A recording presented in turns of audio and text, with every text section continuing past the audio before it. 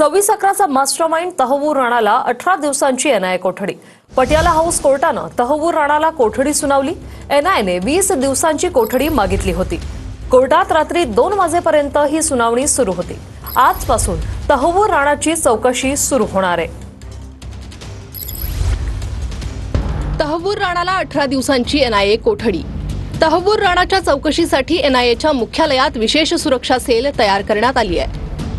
एनआयएचे डीजी, IG, DIG सहित 12 अधिकारी या सेलमध्ये जाऊ शकतात अशी माहिती आहे। 26/11च्या हल्ल्याची दृश्य, व्हिडिओ, ईमेल तसंच व्हॉइस रेकॉर्डिंग राणाला ऐकवल्या जातील अशी सूत्रांची माहिती आहे। तर पाकिस्तानी सेना अधिकाऱ्यांशी केलेल्या बातचीत संदर्भात प्रश्न विचारले जाऊ शकतात असंही सूत्र सांगतायत। राणाच्या माध्यमातून पाकचं दहशतवादी नेटवर्कचा पर्दाफाश करण्याचा भारताचा प्रयत्न असेल। तर 1997 मध्ये अमेरिकेसोबत झालेल्या प्रत्यार्पण करारानुसार राणाला 26/11च्या मुंबई हल्ल्या व्यतिरिक्त इतर कोणत्याही प्रकरणात शिक्षा होणार नाही। तहव्वूर राणाबाबत भारतासाठी 5 नियम आपण पाहतोय। यातला हा पहिला नियम,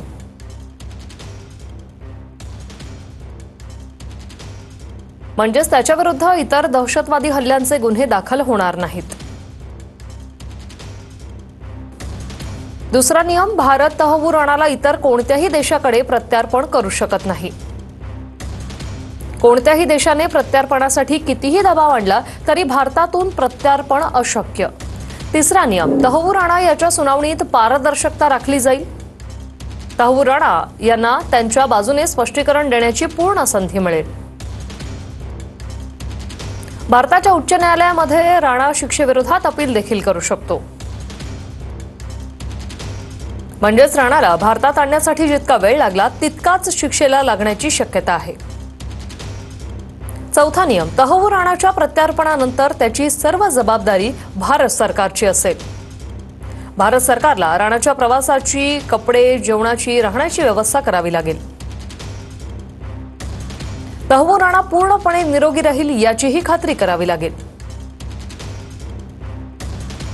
पाचवा नियम, भारताला 1962च्या प्रत्यार्पण कायद्याचे पालन करावे लागेल। कायद्यानुसार गुन्हेगाराला समुपदेशकाची परवानगी द्यावी लागेल। गरज पडल्यास त्याला त्याच्या कुटुंबियांशी बोलण्याची परवानगी द्यावी लागेल। तर डेव्हिड हेडलीचं भारतात प्रत्यार्पण झाल्याशिवाय 26/11 हल्ल्याचा खटला पूर्णच होऊ शकत नाही। मात्र हेडलीचं भारतात प्रत्यार्पण न होण्याला अनेक बाबी कारणीभूत आहेत। हेडली अमेरिकेसाठी गुप्त माहिती तसंच पाकिस्तानच्या अतिरेकी संघटनांची माहितीचा खजिना आहे।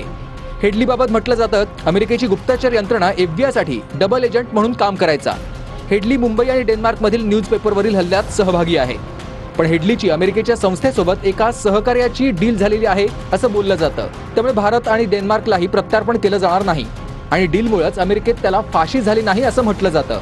हेडलीचा मुंबई हल्ल्यातील हात आणि पाकिस्तानच्या लष्कर-ए-तोयबाशी असलेले कनेक्शन यामुळे अमेरिकेसाठी महत्त्वाचं आहे।